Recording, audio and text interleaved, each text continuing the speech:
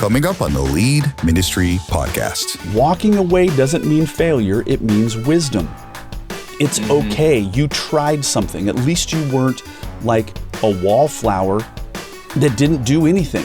Like, fail fast, fail quickly, and then move on. Now your host, Josh Denhart. Hey, everybody. Welcome back to another episode of the Lead Ministry Podcast. We're grateful that you're here. Thank you. We hope that this makes a difference to you. I know I can tell you this, when Bill and I talk about these things, it's making a difference in our worlds, and we're grateful for the feedback when people get a hold of us and say, hey, that podcast was meaningful, or they send us a message and say this was meaningful for this reason or that. That's extremely helpful for us. Well, we're grateful that you're here, and Bill, I'm grateful, buddy, that you're here. Yeah, I'm grateful to be here. Yeah, podcasts are fun. We actually enjoy this, and you know what I think? I think that, and I've been a subscriber to what I'm getting ready to say for 25 years, that if what I'm having fun at, other people are more likely to enjoy. Oh, that is so true. Yeah. Yeah. When you're really enjoying something, there's an authenticity to it. Right. That people are attracted to. Yeah. I'll have to say, I spent all weekend traveling. I did a leadership training out in Virginia. I did the Amazing Chemistry show out in Virginia, and I was dragging tail this morning. We had to go to this. Our buddy is a very successful lawyer, and he just started his own firm, and he had kind of a thank you, like a coffee truck came, and everybody got a tour of his legal facility that they just opened, and all this. Has been a year, and they're doing great and all that. So we had this thing to go to, and so I had to get up and all of a sudden I was like starting to get ready, and my wife looked at me and she chuckled a little bit because my eyes were bloodshot, they were puffy, and she's like, moving a little slow, are we? But I gotta say, when I realized that we were going to be recording a podcast, I was like, oh, that's going to be awesome, right? Yeah. So something to look forward to. Yeah. So I genuinely think that comes through in the recording, you know? I think so too. Well, we're talking about burnout, gang. We're talking about this silent killer in ministry, burnout. We've been doing this series for an extended period of time, and the reason why we are is because it's so critical. Well, one of these topics, this silent killer of burnout and how you can avoid burnout, is what I call dismount the dead horse. Now, Bill, you've heard the phrase, quit beating the dead horse. Am I right? Yes, I've heard that many times. Yes. It's learning to walk away from a failed idea before burnout hits. Now, cue the dramatic music, because somebody out there in podcast land is going to be like, yes, we need to cut that program. We need to cut our losses. We need to cut that employee. We need to stop doing this one thing because it's simply not working. And guess what? Right. Trying to get something to work that is clearly not going to work is a super big recipe for burnout. Am I right? Yeah. Well, you've heard that definition before. What's the definition of craziness? Of insanity, right? Yes, of insanity. It's doing the same thing over and over and over again and expecting a different result. Right. And so it's like, hey, I have an idea. That off-site venue that nobody's coming to, let's just put another $50,000 behind it. It's like, no, it's not working. Yep. And then all Absolutely. of my human efforts to try to make it work, it isn't working. And guess what? It's funny that we happened to talk about on the opening of the podcast that when we are happy and excited about something, it has life. But when you're dreading and hating it, it comes across. And so if an idea isn't working, and then all of a sudden you're utterly demoralized and your staff is utterly demoralized, people are looking at it and they're like, dude, this looks like a sinking ship with rats running off. I'm not sure I want to, I don't think that, it doesn't look like it's working. Right. So, well, let's define it.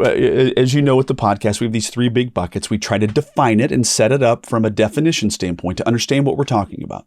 And then we're going to seek to develop it, and then we're going to really turn the corner and try to land the plane and give you some practical strategies for how you can make this work in your own world. Well, what is a dead horse and why do they cause burnout? Well, a dead horse is a very interesting thing. What is it? It is a program or an initiative that is not working. It's sometimes an idea or a program that's just failing. It's not working. And so that's what a dead horse is. Bill, any thoughts about the dead horse?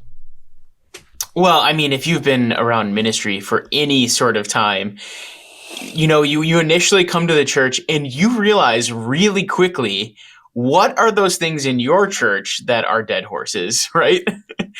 And it's so easy for people on the outside to see. That's why it's so important when somebody is new to your ministry that you are getting their feedback right away, because people from the outside can see it. People on the inside sometimes are like, no, we've done this forever. This is our thing. This is our number one. And you're like, no, it's dying. And they're like, no, this is great. And you're like, what are you talking about? Yes. And so I think what you brought up is an extremely important point, Bill, that people out there, when somebody new comes on your staff, they have an unprecedented set of leadership lenses by which they can look at your church and say, hey, guess what? That is not working. That thing smells. It's it's corroded. It is actually decomposing, and we need to get rid of that. And that new person is actually a super big gift to your church. Yeah, it is. And to dismiss a new person who has this new set of leadership lenses to see something that truly isn't working, you're doing yourself a disservice. The new person, though they should also have a set of ears to listen to what history has done, they have a set of eyes that you could absolutely capitalize on. Okay, so a dead horse is a program that's not working. Sometimes we get it, things don't work, and sometimes things fail. But it's exhausting when we keep trying to revive a failing idea. Now, instead of just simply recognizing that something isn't working, often we keep pouring in time, we keep pouring in energy, we keep pouring in resources, and we're convinced that we have to make this work. It's not necessarily true. Man. And this is exhausting, and it leads to burnout because it can be very demoralizing for a staff or for an individual to go, well, let's just run that hill again, knowing we're going to experience defeat. Oh, can't stand it, Bill. No, I can't either. I've had so many instances like this in ministry. And sometimes it depends on are you actually looking at the right metrics for something? Because something on the outside could look successful, but in reality, it's sucking your resources. And it's actually not accomplishing your real goals. It's accomplishing somebody else's goals. Right. Or, here's a great one right here. It's called the sunk cost fallacy, or otherwise known as the sunk cost bias. So the more time, the more energy, and the more emotional energy that we invest, the harder it is to walk away because we've invested so much up to this point. We have sunk a ton of cost into this. And so therefore, it's very hard to walk away even when it is clear that the effort is futile and in vain. Yes. Oh my goodness. I have a program in mind that this happened at our church. We had a wild game dinner. Okay. So this was so people that go out and shoot game. Right. And go hunting. Yeah, because I'm in Wisconsin, and so it's a very big hunting culture. Yeah. And so we would invite people from all over the place and bring in a speaker and give away guns and all sorts of things. Kind of weird for a church. But anyways, when I came in, there was so much energy behind this. And then eventually, 6 years in here, I inherited the ministry. Been there. And when I looked under the cover, what I saw was, yes, it looks very successful in terms of people coming, but the goal of the program was to evangelize and disciple people. And so when I looked under the hood and we did extensive follow-ups for like 2 or 3 years, what we found is that nearly everyone attending were already involved in a church or from another town that we couldn't reach. Right. And so it was like we were doing insane amounts of work in order to pull this off, putting insane amounts of money into it in order to do it. And our volunteers were drying up every year and we were having to rekindle them because we were burning them out. And I eventually was like, this needs to go. And so like after I stopped that program, I got labeled the sacred cow killer. Oh, baby. At our church. Yeah. We could call this the Sacred Cow Killer podcast, right? Yes. And so like, but the reason why it was so hard to stop and the reason why there was so much noise around stopping it is exactly what you said, Josh. It is the sunken cost fallacy. Our church has invested years into this system. They have spent time and money and emotional energy and volunteers. And it's something that we point to as like, wow, Spring Lake does this thing. You know, our church does this thing. It's so amazing. And so like to stop that was like dropping a nuclear bomb on the church. Oh, brother, I get it. And maybe you know, or maybe you don't. I got labeled as the sacred cow killer. And I had somebody come up to me one time and said, hey, man, I just want to let you know if you're killing our Wednesday program, just tell me now. And I said, no, I'm not killing it. And they said, okay, well, you've killed everything else. Yep. They're like, you killed the Christmas program. That was the executive pastor's wife's baby. That was my first one. Yes. That was a really intelligent one. And then I killed VBS, even though I love VBS and I have 3 that I've published. It just wasn't right for our church. Right? Yep. And it wasn't. Absolutely. Okay. And so all of a sudden people are just like, whoa, how can you? We have so much time and money and emotional investment. You can't kill this. Well, here's the deal. The sunk cost fallacy goes deeper. We feel guilty for quitting or killing it or not doing it. But staying in this losing battle is draining us and it's leading to burnout. We feel guilty for killing it, but the alternative is that we're going to get destroyed. The sunk cost fallacy or the sunk cost bias is your commitment to stick with it is the recipe for your very own demise. Yeah. It's very, very dangerous. It's like an anchor. It's an anchor weighing you down. Yeah, but it's the trick about it is that it's getting heavier. It's true. Yeah. That anchor is actually gaining mass and it's like it's pulling the ship down because watch this. How does the ship stay afloat? It stays afloat through the crew. It stays afloat because of resources to fix the boat and all that. And all of the resources are literally being jettisoned over the boat and they're not doing anything. Like you're losing. Okay. Key question. Are you keeping something alive because it's effective? Okay. I'm all game for that. I'm all about effectiveness. Or are you keeping it alive because you've already invested too much in it? It is, listen, Bill, I have done a ton of different things. And I remember one time, it's still painful to this day. I created a thing and it worked during COVID. It was called a Faith Lab at Home. It was great. Faith Lab. It was like nobody can do a VBS during the country shutting down. And so then I took one of my VBSs, retrofitted it, and we did it as a VBS for homes. That's awesome. But then I had the brilliant idea. Wouldn't families love to do this with their kids when it's not COVID? So I built this elaborate thing and I have these banners at the end of a chemistry show with a huge QR code. Crickets.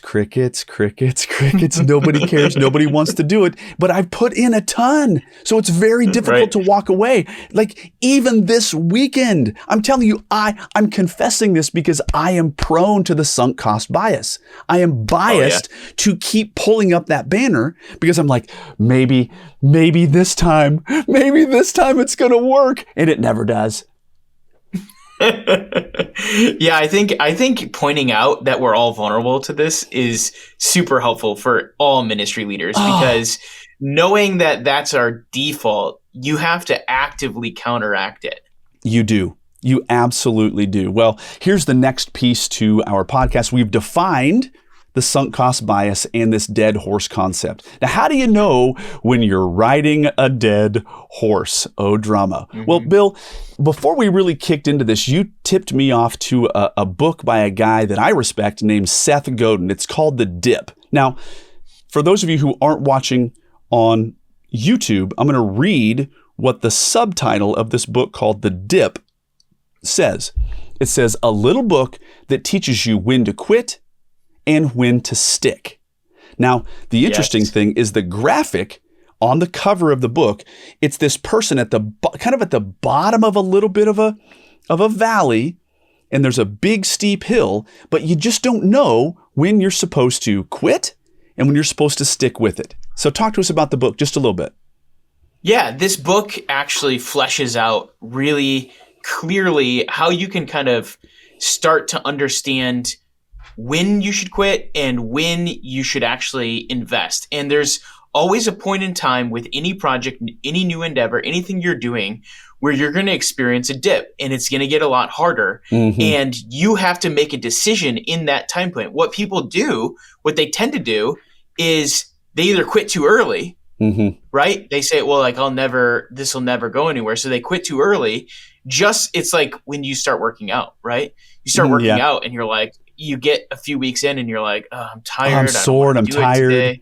But if you would have just stuck with it, right, you would have actually eventually experienced those exponential gains that you're looking for. For sure. But Bill, this is not the church is not usually prone to quitting too early. Yeah, it's true. It's true. And so the other side of that coin then is really good leaders actually have the foresight to look forward in the future and say, you know what, it's time, because yes, we've sunk all of this cost and all of these things into this, but looking down the road, we're really not going to this is never going to be excellent. This is always just going to be mediocre. It's always going to get just the minimal amount of results that we're looking for. And it's going to be a time suck. It's going to be a resource suck. Right. And so we'd rather quit it now than invest this many years into the future, knowing that that's the trajectory of it. Exactly. And so this book, you said, is something that could be read in an afternoon. Is that correct? It's really, really simple and small. Yeah. I mean, probably a couple hours, you can get through the whole thing. And excellent. I actually listened to it on Audible. Okay, I'll get that. The audiobook. And so is very good. Okay, I'll do that. Okay, so signs that you're riding a dead horse. You keep throwing resources at it, but nothing changes. I tell you the truth, I think of something at our old church that is still painful to me. And it's just like, it's not working. Well, let's double our efforts. And I'm like, no, don't double our efforts. Call it quits. Right. Call it quits. Yep. So if you're throwing in resources and nothing changes, maybe you're riding a dead horse if the argument for keeping it alive is, well, we've already come this far. We can't go back now. That you are riding a dead horse at that point. Here's another one. A sign that you're riding a dead horse. You feel more exhausted than energized by it. And that's why this topic made it onto the Lead Ministry Podcast Burnout series. If you are more exhausted by it than you are energized by it, this is a recipe for burnout. Now, other leaders this is when you know you're riding a dead horse. Other leaders are afraid to call it what it is, a failed idea. Now, Bill, it is painful for a senior pastor to admit to the staff that I took us down a road that didn't really work. It's very difficult for a senior pastor. It is, yeah. I mean, because you're the top of the food chain, sort of, and so you want people to have faith in your ideas. Yes, not to mention, here's the other thing that's really complicated and tricky. Like, it's such a fallacy to think that the senior pastor has like a divine red phone from God, right? And like that he is somehow infallible. That he's this spiritual, all-knowing entity that sits in the corner office and all of his ideas are from on high. He's a human being that had an idea that may have been derived from bean soup yesterday, not the Holy Spirit. Exactly. Yeah. Right. Yep. And so it's very difficult to have a failed idea.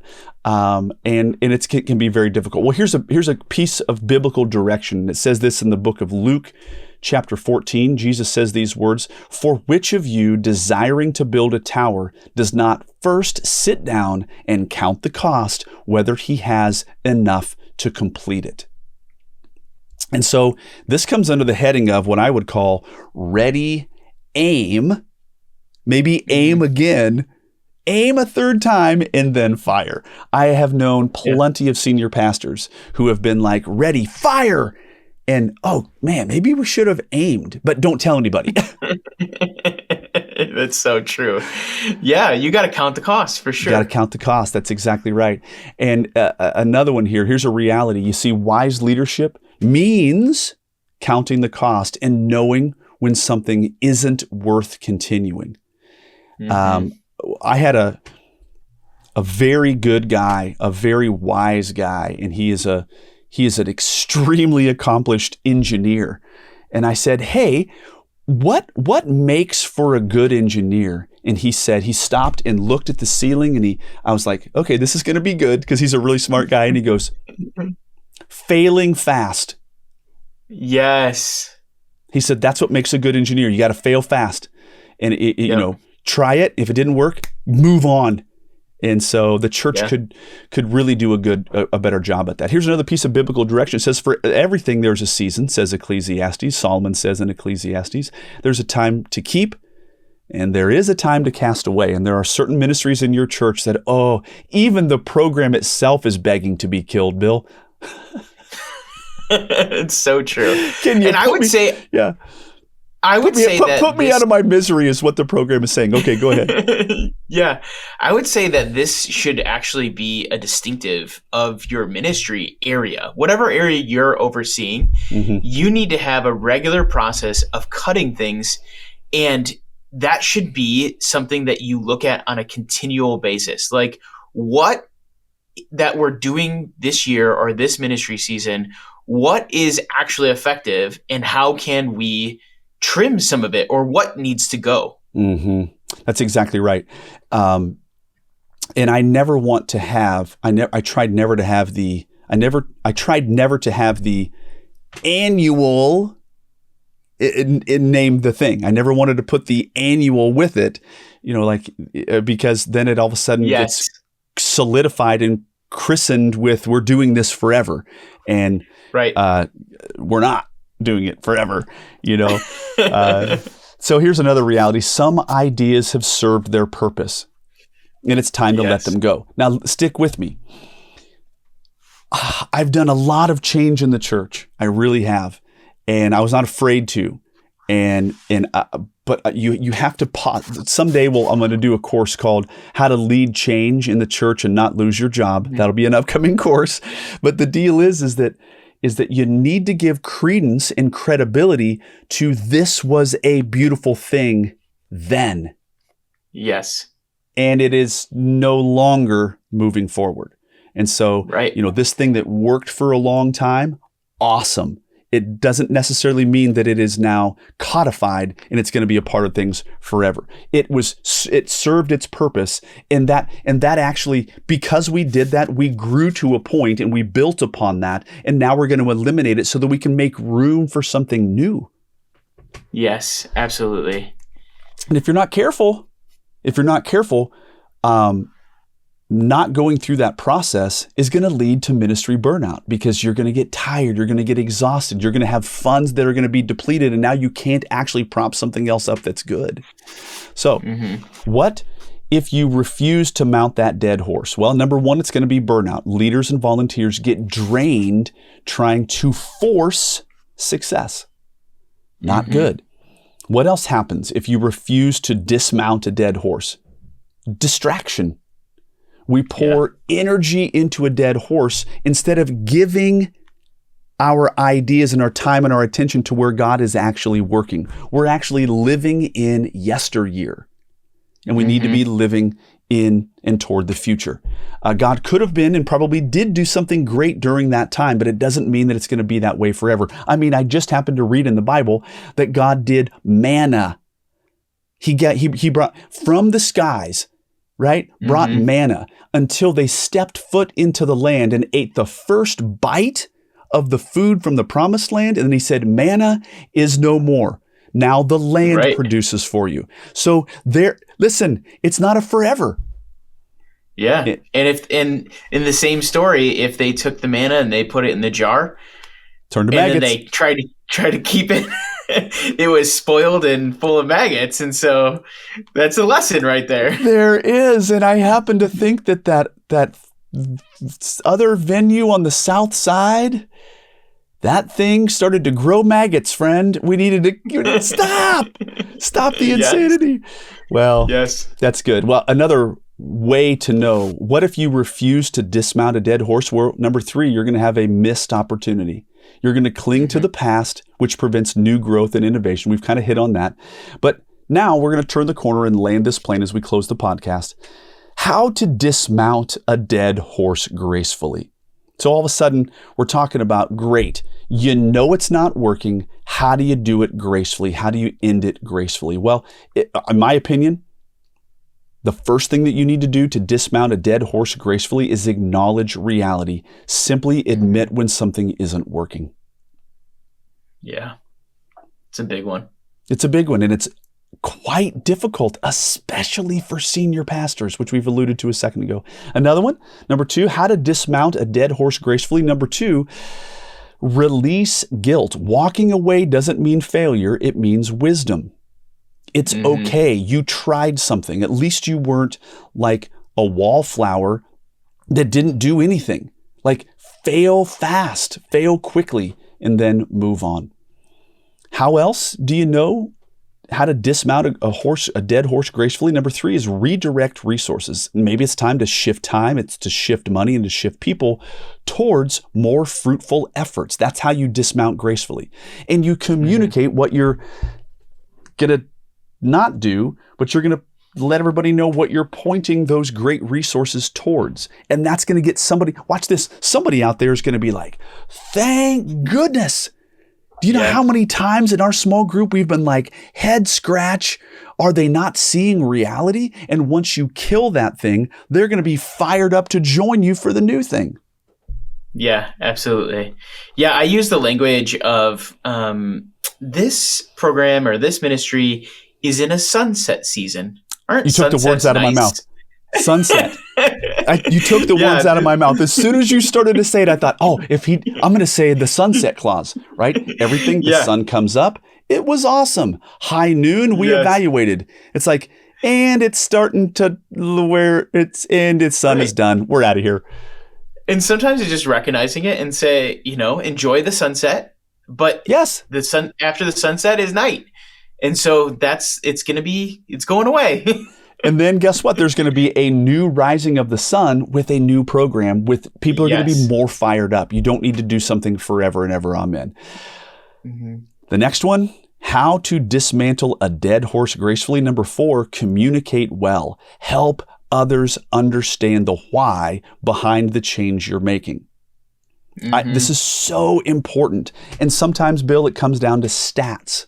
Back when I killed VBS, and don't shoot me for killing VBS. Trust me, I have 3 of my very own. I would love for you to do VBS at your church. But for our church, that season had come to a close. We did some exciting new creative things, but it was time for it to close.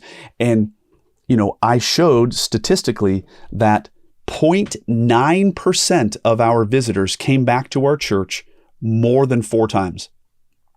Wow. And I was like, and we spent 1/4 of our annual budget on that.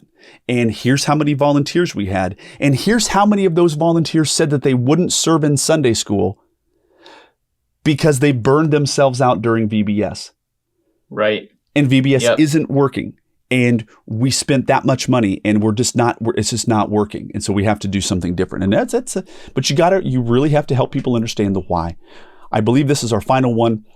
How to dismount a dead horse gracefully. Look for God's leading. Ask, where is God already working? Stop trying to get something to work that isn't, and look towards the future. So I think this one is a really important thing. I think a closing reality for us, Bill, is the following.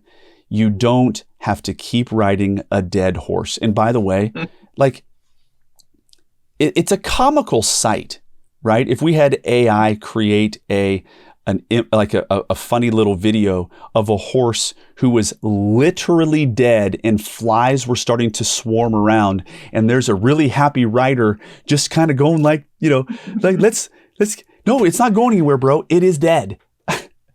Yeah. So please, it is kind of funny to look to like think about that in a mind picture. Like, don't be the gleeful idiot on top of a dead horse. Yes. And that's what we look like sometimes as the church. And the reality is that it leads to burnout. Mm-hmm. And the reason that it leads to burnout is that it's extremely demoralizing. So here's the closing reality as well. The sooner you cut your losses, the sooner you can invest in something that is actually life-giving. I would say, bottom line, dismount that dead horse and move on and lead with wisdom. Well, gang, This has been yet another episode of the Lead Ministry Podcast. We're grateful that you're here. Hey, listen, get over it. And I'm sorry that your senior pastor is stuck. Be patient. Pray about it. Be careful. Don't get mouthy. I speak from experience. Don't get mouthy with your senior pastor. Don't do it. But pray about it and see if you can lay out if you're given a voice, if you've been given the floor, lay out a logical rationale for why the horse ought to be dismounted and you should do something different. We don't want you to burn out. We want you to stick with it for a very, very, very long time. All right, gang, this has been yet another episode of the Lead Ministry Podcast, and we'll catch you on the next one. And that's a wrap for today's episode of Lead Ministry Podcast. Don't forget to subscribe and leave us a review. Make sure to follow us on Facebook and Instagram, and visit leadvolunteers.com for more episodes and resources. Thanks for listening.